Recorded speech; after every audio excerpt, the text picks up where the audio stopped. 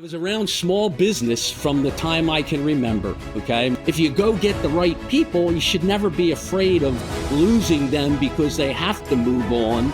Making that transition from doer to getting it done through others, let's say doer to leader, where you get your self-worth, or how do I say your identity from what you're doing? And I got my identity from what I did. So we had to make adjustments with the unions, learn to have one foot in the present and one foot in the future. Companies have to balance or make that transition to managing their business by assumptions. Do what you say you're going to do when you say you're going to do it. You and I talk about what I'm going to say now a lot, which is what got you here will not get you there, right? Yeah. Welcome to CEOs Unscripted, the podcast where real talk drives real growth and delivers real results for mid-market leaders like you. I'm your host, Jane Gentry, and each week we're pulling back the curtain on the unfiltered stories of CEOs, founders, and executives who face the highs and lows and everything in between. After 20 years of consulting in enterprise and then experiencing firsthand the reality of being a CEO in a mid-sized company, I discovered why they say it's loneliest at the top. For most mid-market CEOs, there's no handbook. You learn through trial and error or by reaching outside your organization for help.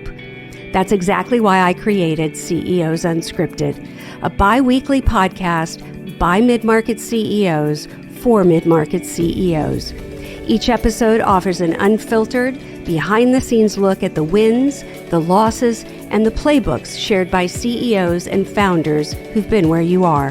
No fluff, no jargon, just unscripted, honest conversations about what it takes to lead, grow, and scale in today's business landscape. If you're ready for candid conversations, real-world insights, and lessons from leaders who've walked the path, you're in the right place. So grab a seat at the table because it's time to get real.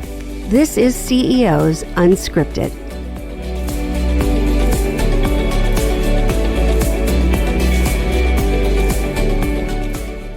Welcome to CEOs Unscripted. This is Jane Gentry, and I have a special treat for you today.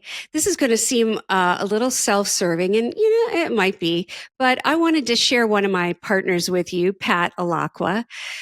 Pat has such an amazing story that truly I thought I would be ripping you off if I didn't share him with you. I like to keep him to myself and keep all that knowledge, tucked under my arm a little bit. But Pat and I met 30 years ago, I think. He and his partner were my bosses and were mentors and very important to me early on in my career. So, Pat, I'm glad to have you here.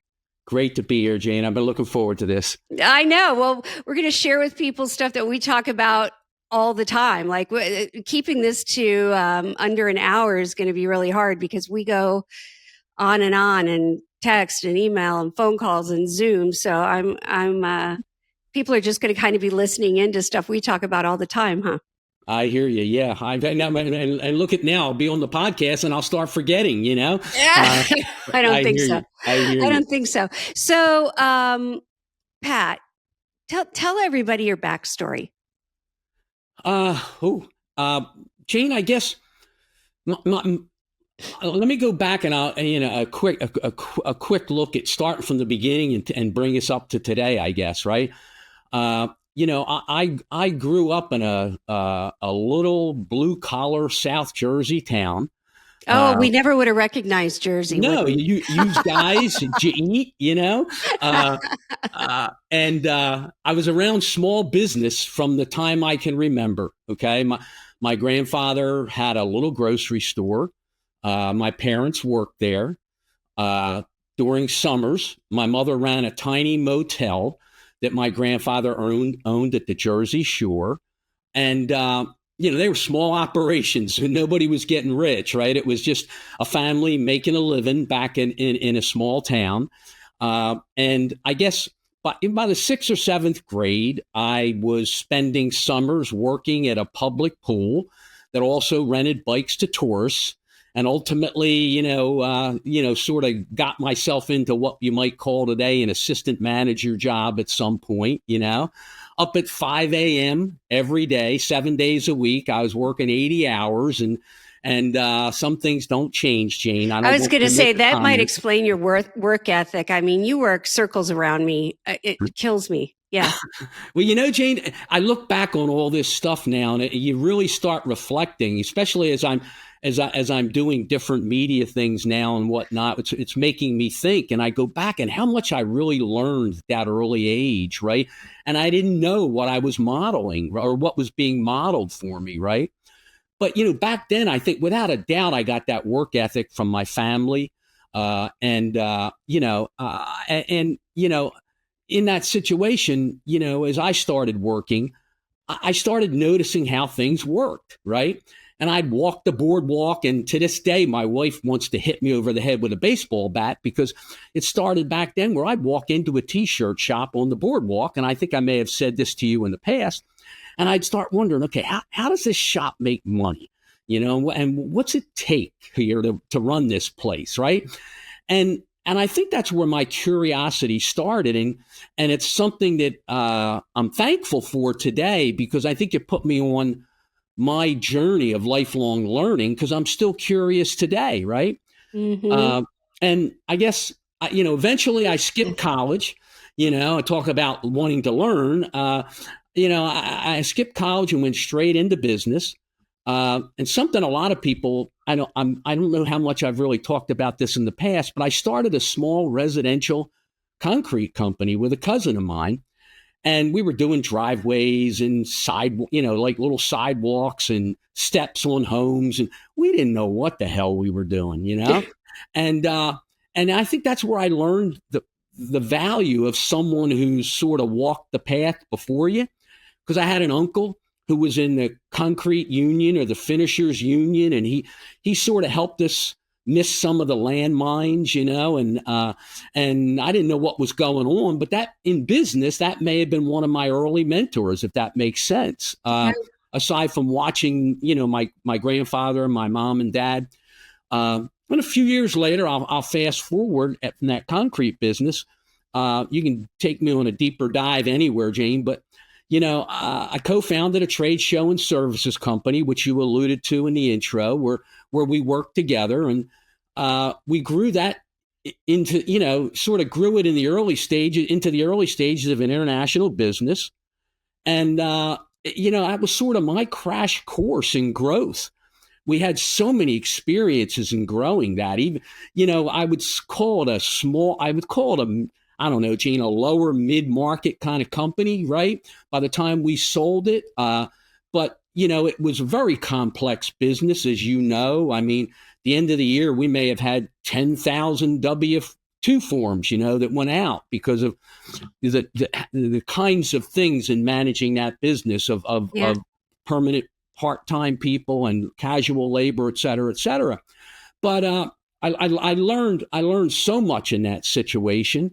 And, it started out competing against bigger firms that really wanted to put us out of business because we happened to be creating a niche, as you know, and it wasn't only how to deal with that competitive landscape, but how we had to go through legal battles and antitrust suits to keep our access to being able to work in that industry. We had to navigate union labor issues. Yeah, I was going to say, how many different union contracts did you have? Yeah, there were hundreds, and different in markets, and so and unions we always wanted to collaborate with the unions. Great people, challenging because at that time they didn't really understand what was the customer needed, right? So we were. Part of our niche was servicing the customers in a personalized way.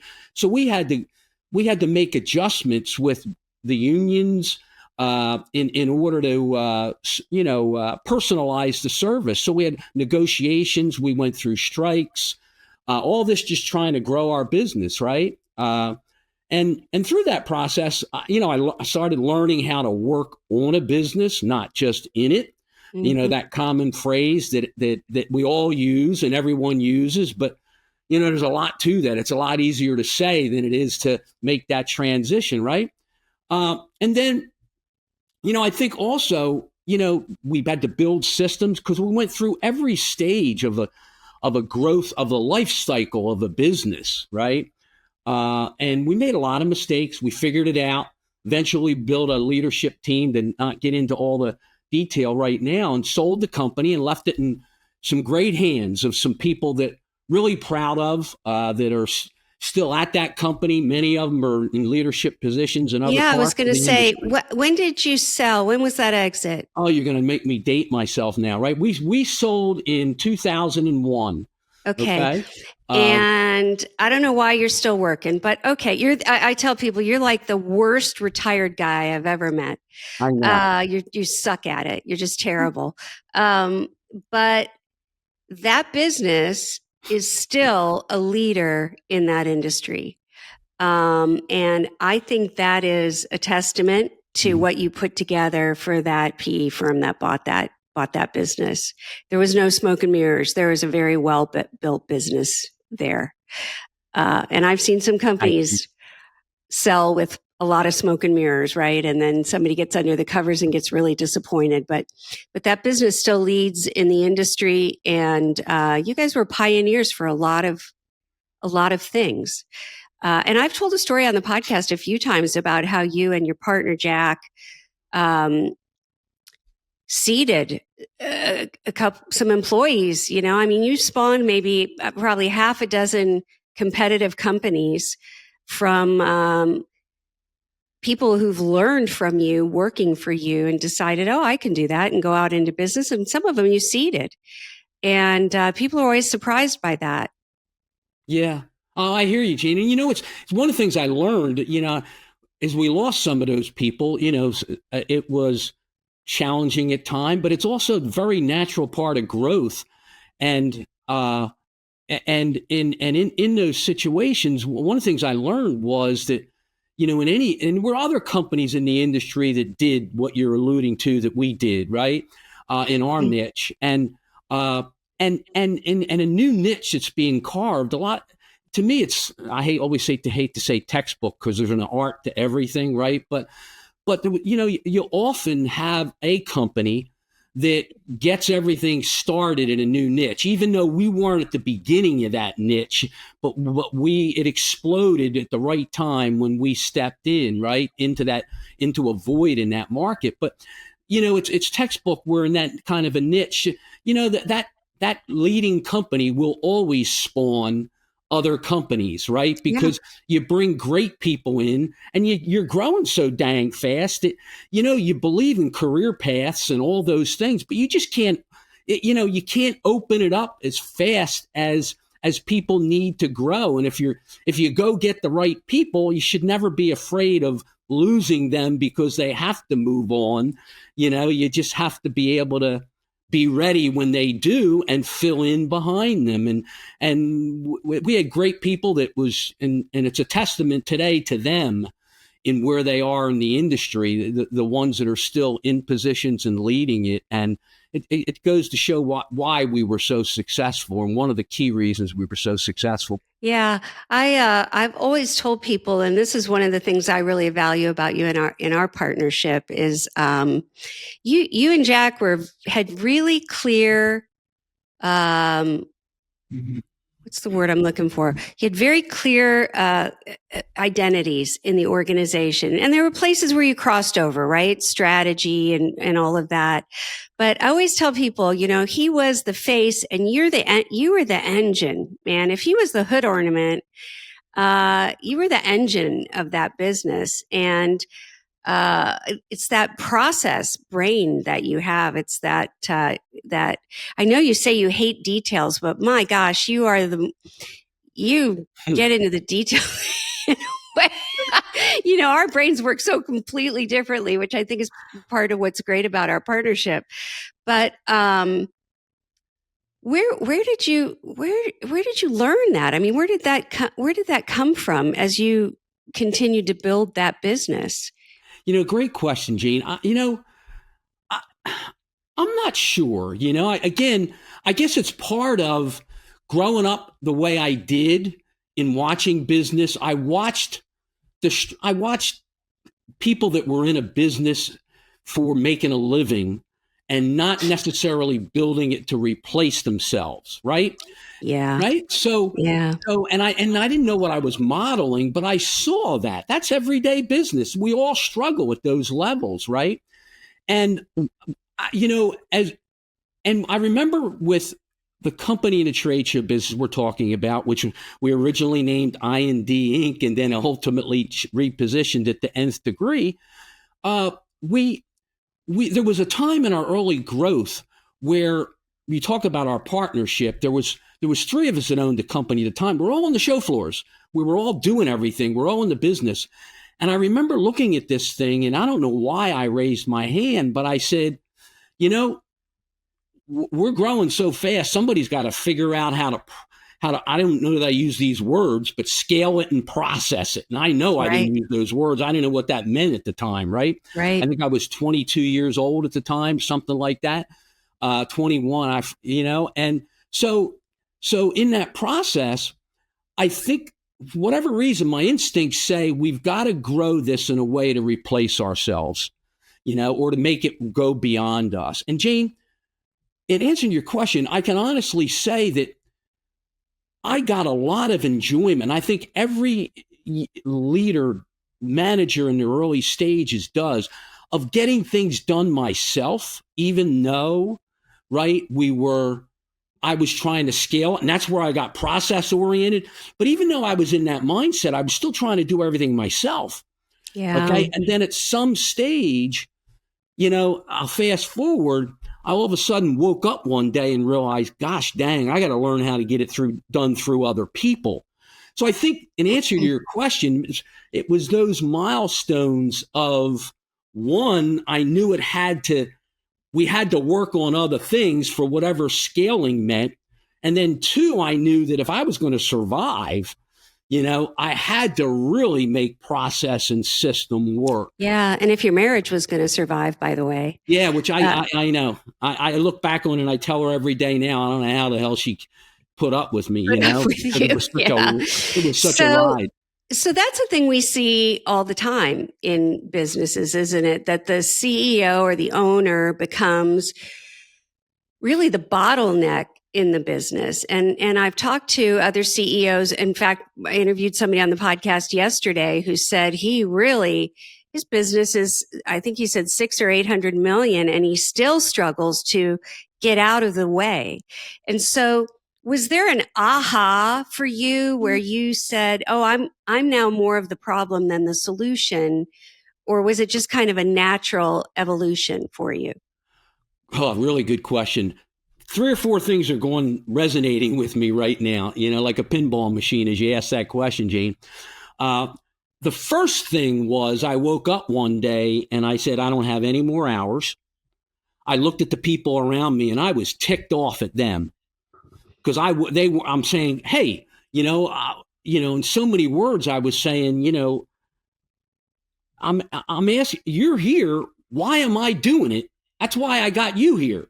Yeah. Right. But then I had to put the mirror up and say I was the dang problem, So I think in that was the first stage where I was about ready to pull. I still got some hair. I've lost a lot of it, but I had a lot more then. I was getting ready to lose all my hair. It was like, let's call it burnout. Okay. Yeah. And so I was at rock bottom and I couldn't put any more hours in. So I think that was the first part. All right. And then I went on that journey of figuring out how to really make that, what everyone called that entrepreneurial transition, to what I call today more of a blend of entrepreneurism and professional management, which we could do you and I talking together could do a whole podcast alone on that. But going through that process, I learned something that to me I still use today with people. And that is making that transition from doer to getting it done through others. Let's say doer to leader. Okay. It was everyone focuses on the systems, but there's what's going on inside of us. I like to say there's 3 psychological issues or 3 mindset issues that I don't know that you ever get over it, but you learn to manage that game a little bit more, right? And it's where you get your self-worth, or how do I say, your identity from what you're doing. And I got my identity from what I did. And I had to learn to shift that to my identity from what others accomplished. Yeah, So number that's insightful. right, that. And then number two, the need for control. I am still a control freak, right? That's why we get along so well. We're both control freaks. Yeah. Yeah. But it gets back to the detail you asked earlier. But, in that, and I'll get to that. But so it's like, how do you manage that? Because our need for control, is a big issue. So, and that prevents us from using the systems, right?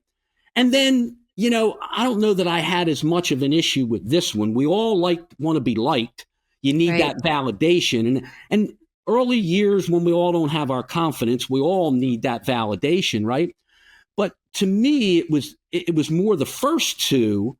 And the third one, the way that impacted me was, if you're going to like me, if you're not going to like me, just have it for the right reason, right? So let's make sure you're making that decision for the right reason. Well, I think that first one you mentioned is actually, they're all important, but that one really hits me, because how many times have we seen an owner, a founder, exit a business and be miserable because they didn't have a plan for who they are outside of that business.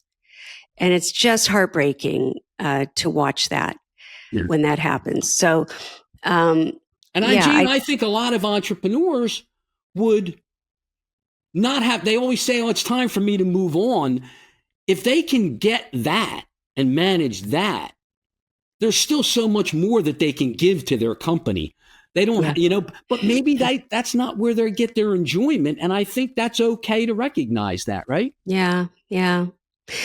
So I love that. We're constantly talking to leaders about the fact that as your business grows, if you are not growing with it, if you're leading the same way at 80 million that you led at 30 million, there's a brick wall headed in your future, right? Or there's that light coming through the tunnel that's about to run you over, right? Because you cannot be the same leader as the company continues to grow. So I think that's an important point.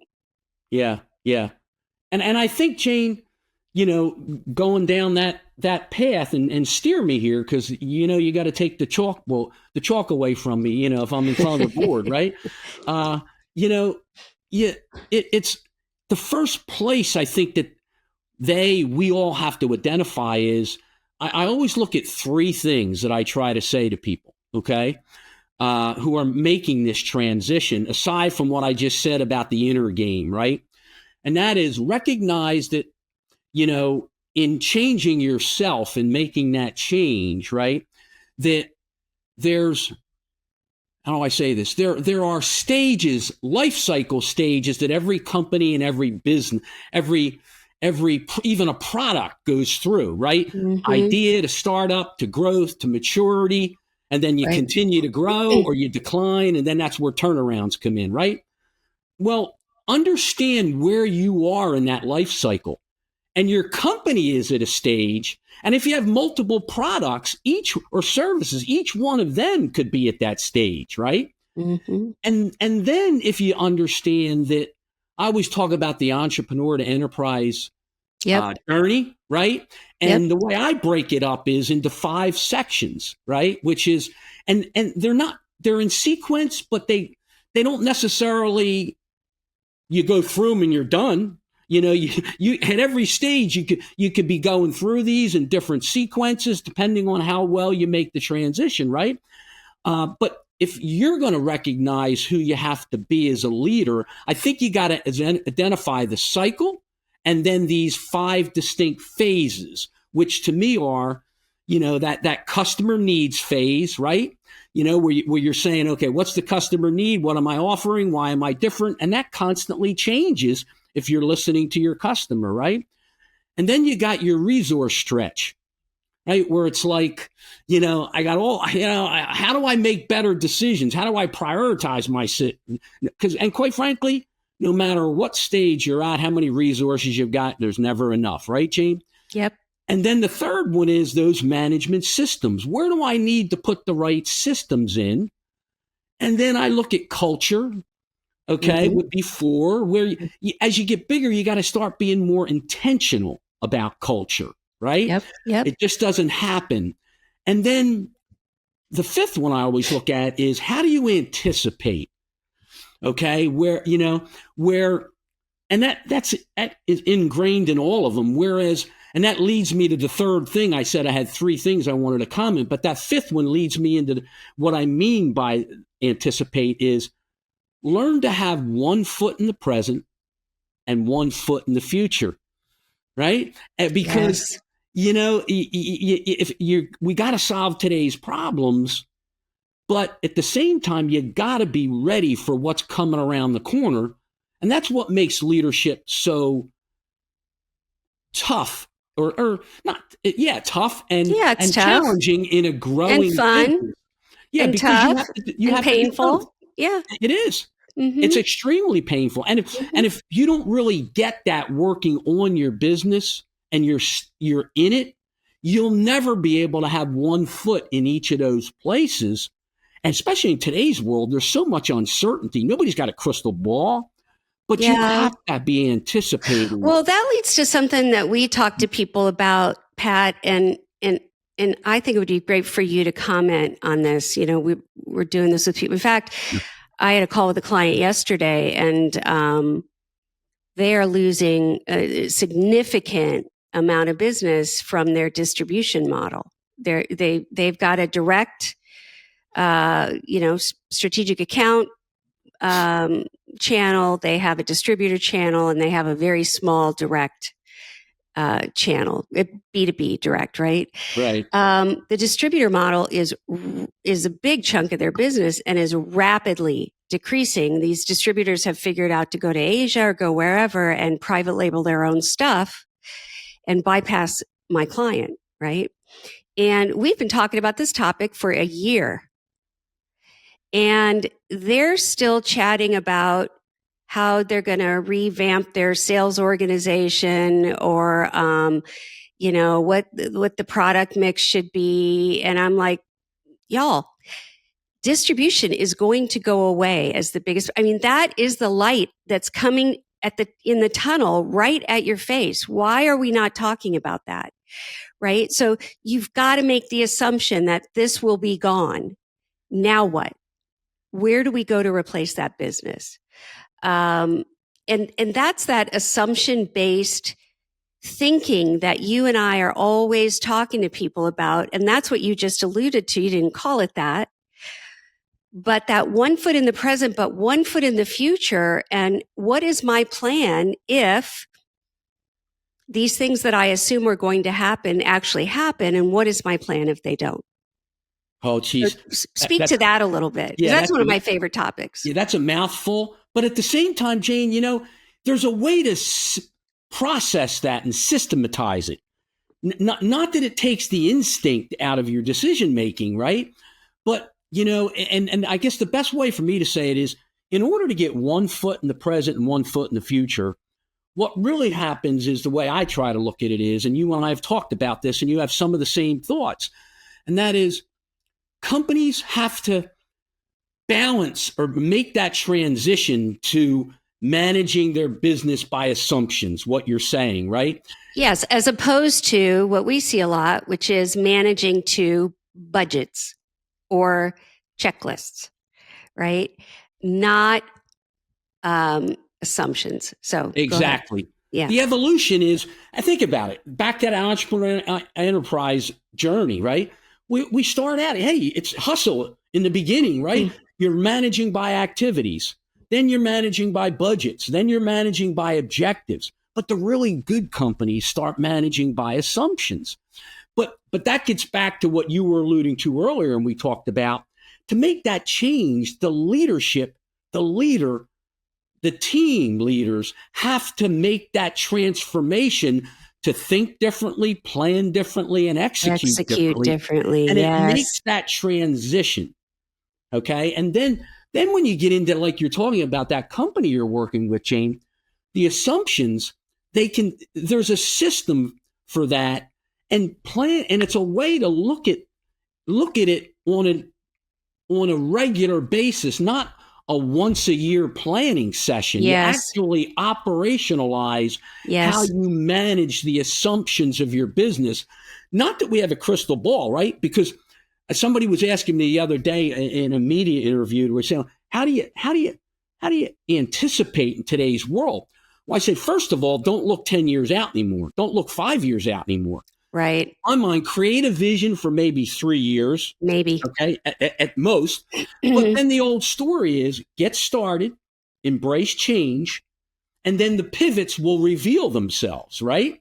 But if you're starting with the assumptions, you naturally have contingency plans, and your head's not in the sand because but it's a process of thinking. And if you accept that, there are ways that you can actually build that into your systems and processes for any stage that your business is at. I'll come up for air. Yes. And I love that you said not have your head in the sand because, I see problems like this that CEOs have that are big problems, right? And sometimes it's just too hard to face the problem. So they go solve something else. And so you and I talk a lot about, are you solving the root cause or are you putting a Band-Aid on it? If you're putting a Band-Aid on it, the wound is going to, it's going to resurface again. You'll be seeing us in another couple of years. When you're planning based on assumptions, you're actually looking at the root cause and you're solving those hard problems that you have in business. But if you can't look at them, you can't look them in the eye, square in the eye, you can't solve for them. Yeah. Yeah. Well, Jane, you and I talk about what I'm going to say now a lot, which is what got you here will not get you there, right? Yeah, we're stealing from Marshall Goldsmith. You know that, right? I don't know who I steal from. I love him, and he's a generous dude. He probably doesn't. He won't care. Yeah. You're right. It's and again, it's back to how are you thinking? Because we are what we think. I've stolen that from somebody in the past too, right? And you have to accept that. And the interesting thing, Jane, is you and I, we also talk a lot about transformation, leadership development, leadership training, whatever all the right words are in that process. But this kind of thinking actually begins to bring your people along, right? Because because you're asking the right questions and you're doing, because I'm a firm believer, and I know you are also, you don't just learn in a workshop. No, right? You don't learn in a workshop. Learn is on the job. Well, right? When you start to ask questions like this, you're modeling the behavior, right? You're modeling a way of asking questions. And this is the advice I gave to my 5 nieces years ago, is to say to them, try to put yourself in the presence of somebody you emulate and just watch. Watch how their brain works. Watch what they ask. Watch how they work. Do they have a process? Watch who they surround themselves with. And by leading this way in your organization, you're modeling that for people and they will start to emulate that behavior. I drop the mic. Right? Yeah. Right? It's funny, a company that we know in that space I worked with for a long time. And at one point somebody said, well, I can see you're making some kind of difference because when I walk around the building, I hear echoes of Jane everywhere. And at first I thought, oh, that's terrible. But it is if there's no intellectual process behind what people are saying, right? If they're just parroting something, then that is bad. But if they're understanding how to go through the intellectual process to get to what it is that they're saying or get where they're going, then that's a great thing. And that's a win. Right on. For me or for a leader. Right on. Well, like anything else too, Jane, as I always talk about communicating vision. But it's not just vision. Back to what you're saying, it's like you just got to, it's over and over and over. You got to decide on what are the few things that are important and just keep modeling them and communicating them, right? Because it's just so important. That's comes into how you intentionally impact the culture as you grow. It comes into actually you have so much control over the transformation of your people and how they think. And right? we hear so much CEOs say, but I don't have time. Not just CEOs, leaders in general. I don't have time to do that. But you're already doing it. You're just not doing it intentionally, right? You're already modeling for people. If you just had more intention behind it or more of a plan, you would start to see a difference in how people get developed in your organization. Right. Yeah. And you have, so that's why, as you know, Jane, the whole story, you become coaches, you become guides. But to me, it goes back to look in the mirror and how do you see yourself, right? As we were alluding to earlier. Well, where do you get your identity? Is what you said. And I think that's true. Yeah. It's one of those reasons that high performing salespeople oftentimes make terrible managers. It's an absolutely different skill set. And if you get jazzed by closing a deal or getting a commission check, then you're not going to win in a job where your biggest role is coaching people, holding people accountable, motivating people. Right. Different job altogether, right? And so CEOs have to either figure out how to make that transition and still feel like they're winning, or bring somebody, a partner, a fractional person, somebody in the organization who will do that. Yeah. Jane, you and I do these kind of things, on an everyday basis. You maybe do more than I do right now, but it's, I don't want this to come out self-serving, but what you said, I believe still is so important because we all have blind spots. It's like I go to my wife all the time and I say, Elaine, what am I missing here? You know me, because, I'm so close to it. I can't see it. And we have our biases. And you know what? Let's relate it to the business right now. You might be a leader might be looking in that mirror and say, I got this. I know what my role is. And I say this in all due respect. You don't. You don't see where all the blind spots are. I don't care how experienced. And maybe I'm missing a few screws up top here, but I can look in the mirror today and I've got a lot of experience and I'm learning so much still. Right. One of the reasons I enjoy working with you and others, because I want to talk to people that have different experiences than I do. Being smart, I don't want to be the smartest one at the table, right? But my definition of smart is not IQ. It's what experiences do you have? Because I got blind spots. And even if they're not a blind spot, I don't know what I don't know. And man, I'm learning every day. And that's why I still do what I do. When you were joking with me earlier, I flunked retirement, You're terrible. You're the worst. I'm going to be much better at it than you are. So Pat, when you started developing these processes in the organization, and I think you're kind of a savant with this, but how do you make them not overly complex? We want to be running a business, not a government. And sometimes I think we overcomplicate things, and it mucks up the business more than it streamlines the business. Jane, there's two things resonate with me. Let me see how I can say these succinctly, and if I shut me up if I get too long-winded, or make me dive deeper if I don't get deep enough. One, I'm going to write them down. One is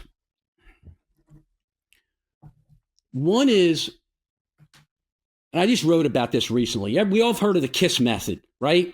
Yeah. Okay. Keep it simple, stupid, right? Yep. Yep. And I don't believe that's the most important thing. I think you got to earn keeping it simple. Okay. And then and this is the first thing. And in a minute, I'll get to the second, Jane, of how you do what you just suggested. One, I think you accept the fact that you got to get enough into the complex in order to make it simple. Okay. Now, and that's just my viewpoint. Okay. And being a process guy, I might have that bias, but I think sometimes if we don't make it a little complex, our job as leaders is to understand it well enough so that we can make it simple for others. Okay. Right. It doesn't mean the problem is simple or the solution is simple, but I find that the smartest people, and I'll just give props to Marshall Goldsmith for this, top executive coach in the world, my opinion, right? Take it for what it's worth. What I find amazing about somebody like him, and I think you have this same giftedness, is he takes things that are complex and he's able to articulate them in a way that seems so simple that you think to yourself, you have that V8 moment. Why the heck how come I didn't think of that? Right? That is what really smart people are able to do. The rest of the world takes things that are simple and tries to make them complicated in an attempt to seem smarter, right? Well said. But as a CEO, you have to dive into this distribution problem I just told you about. That's a complex problem. If we're going to distribute our own products direct, what's our distribution network going to look like? We can't take one pallet of this and to Spokane and 5 pallets of this to Poughkeepsie. But I keep saying to them, somebody has already solved this. I can tell you 3 companies right now that have already solved it. You don't have to reinvent the wheel, right? You just got to go where the wisdom is.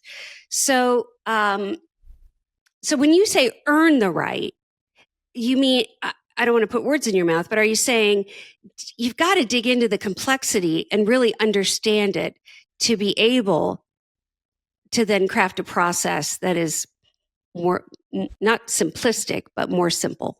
Right. Right. And Jane, is that fair? Yes, but I guess we're saying the same thing. And what I would make clear maybe for our audience is, someone might sit back and say, well, it's not my job to do that process. But in my mind, and that could be the best answer, but I don't think you can properly delegate or get the right solution to build that process or that detail if you don't. Again, there's a science and an art. Yes. Just don't ignore. You got to get into the muck a little bit, whatever that right level is. I can't speak to that, right? Without but everyone, in the name of KISS, keeping it simple, stupid, it's almost like a license not to get into the detail. And I think you got to get into it enough in light of knowing how to steer it. Agreed. Right? If you hear what I'm saying, right? Yeah. Okay. So earn the right is the first one. What's the second one? The second one, Jane, is, the science and the art, right? Yeah. Yeah. Okay. It's, and a lot of times what happens is, even if you understand the science and the art, when you're making this transition, I think sometimes people look at any kind of system as a bureaucracy. Okay. So we or they can fight that system, even and say it may be complex, it may be simple, whatever it is. They may not get to the science and the art because any kind of system is bureaucracy. So if we put that aside, because that's another conversation we could have, right, on the mental side of things, right? Yep. Okay. The science and the art looks at it like, where are you in your stage of development? Back to the life cycles we talked about, back to the phases of the business building process, okay? Yep. And what makes sense for what I need now? right? Which is the art. So back to, earn the simplicity and then apply the science and the art that fits your situation. And your situation starts with you understanding where you are in your growth cycle. Okay. And you understand your inner game that says, I probably think anything could be bureaucracy right now because I don't like systems at all if you're in that entrepreneurial transition. Right. Make sense? Yeah, absolutely. So, before I hit you with these rapid fire questions, is there anything you think would be important for us to talk about that we haven't talked about? I just want to give you a chance to have a fun. So people don't believe sometimes that this is unscripted, but we are. So yeah. Is there anything you wanted to hit? No, Jane, it's we only covered a couple things. There's so, no time. Let's put it that way. Yeah. I could talk about this all day long, but I think we've covered some good stuff. And I always think about the audience. How do we leave them with something they can walk away? Hopefully they got a tip. And I think we can leave it at that. Oh, great. Yeah. Okay. So what one thing are you reading or who are you following right now? Jane, people always ask me, I walk out of a movie and I forget who was in the movie and I watch it again and I got all these books and I never read them from cover to cover. Right. Okay. And I think right now, when you look at reading, I honestly can't. I've got about a dozen books on my bedstand, and I can't even think of what they are. There's one called Traction. Okay, oh, yeah, the EOS book. Okay, and I've skimmed that, and just the whole concept that I'm working on in myself is people sometimes look at, and I don't know whether it's in this book yet. Okay, but people look at activity like progress, but momentum is really when you're making progress with that activity. So around that word traction, it's a real topic in my own mind about how to say that differently and better right now. Well, I know EOS a lot better than you, so I'm going to leave you to get the surprise in the book. Okay. I'm not going to tell you. Okay. What one thing did you learn early on in your career that impacted your success? Jane, something very simple, but yet it's not to talk about what we talked about earlier, so complex. No, it's do what you say you're going to do when you say you're going to do it. Okay, and if you don't, if something changes, don't wait for somebody to come back to you. Reset expectations. I think that's the bedrock of. I mean, let's face it, business life is a system of relationships, right?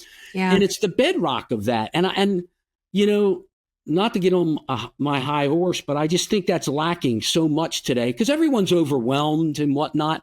Right. And being in business and writing and having the attention to detail, I think that's so important.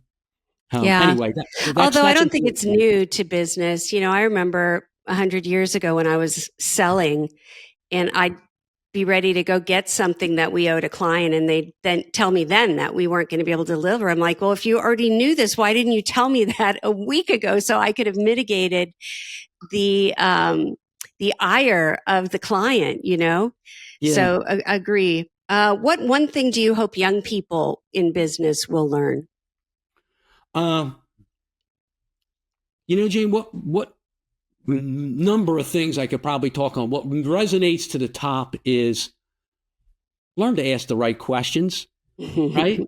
I don't want to make this lengthy because I know these are quick rapid fire, but there was a great story. I used to watch the TV show West Wing.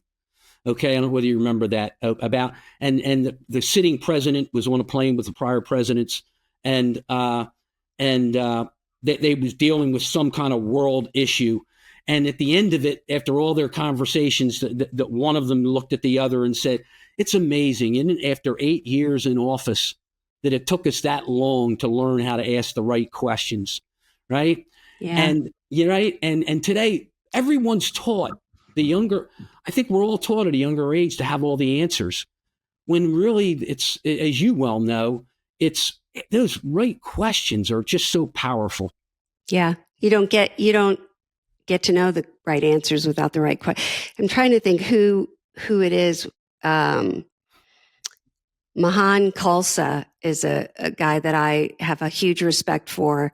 And he used to say, I'm going to mess it up now that I want to tell you, but you can't hear anything important if you don't ask the right questions. Oh, now I'm boogering it up. So forget it. I'll find it and we'll put it in the show notes because I'm just going to make a disaster out of it. Pat, they say the best time to plant a tree is 20 years ago. The second best time is now. What do you do now that you wish you had done 20 years ago? Great question, Gene. I'm a lot better at, I get into overdrive when I'm stuck. Okay. You think? And yeah, I just get into so much thought and overdrive. Right. Mm-hmm. And I've learned two things. I've learned to walk away from it, because by creating that little bit of space, okay, because I'm already in such deep thought, I just walk away from it. It'll reveal itself. Then, maybe not the answer, but it'll get me moving again, because it's about motion, right? Number one. And then, the other thing is, I guess let me stop there, because I could take that into 14 other steps. But it leads to my last question, which is, what do you do when you get stuck? When I get stuck, I try to do a much better job of what I just said, which is create some space, okay, to reveal the next step. But what I also try to do is zoom out instead of zoom in, if you will, right? Mm-hmm. And really say, what is it I'm trying to accomplish? And something that someone gave me this way to think years ago, which was, what do I want to happen? What do I want not to happen? Okay. And if I can get clarity on that, then it leads me to the third thing, which is go find somebody that's been where I want to go. Yeah. Okay. But I can access so much more from them when I've got a little more clarity of where I'm trying to go and what must and cannot happen. Because then when I go to that person, there's such insight there, but they know how to give me what I need in the shortest, most efficient, effective period of time. Does that make sense? Yeah, I love it. You and I could do 20 podcasts and have a hoo-ha. But I appreciate you doing this with me. And I know we always joke and say we're legends in our own minds. But I have a huge amount of respect for you, and I love working with you. So I'm just grateful that you were willing to do this and share it with everybody, because I think you have a great story and great insight. Thanks, Gene. I really appreciate it. And I want you to know that I've really enjoyed us reconnecting and working, because I like being with smart people, and I'm learning very much from you again, too. So it's been great. Yes. That's a wrap for this episode of CEOs Unscripted, where real talk fuels real growth. I hope today's conversation gave you fresh insights and inspiration for your own leadership journey. If you love this episode, be sure to subscribe so you never miss a candid conversation with a trailblazing leader.